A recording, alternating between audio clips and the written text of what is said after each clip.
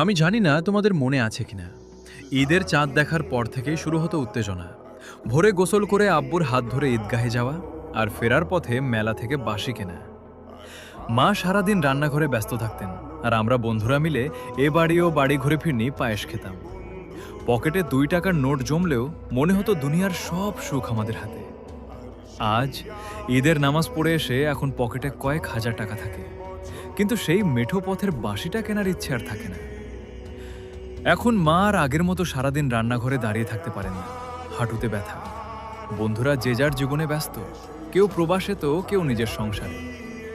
এখন ঈদ মানে সারা সপ্তাহের কাজের ক্লান্তি দূর করতে একটু বেশি সময় ঘুমানো। নতুন জামা কেনা হয় ঠিকই, কিন্তু আয়নায় নিজেকে দেখে সেই কিশোর বয়সের উজ্জ্বল হাসিটা আর খুঁজে পাওয়া যায় না।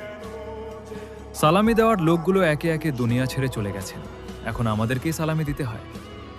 কোথায় হারিয়ে গেল সেই দিনগুলো? আজও কি সেই দিনগুলোর কথা মনে পড়ে? কোথায়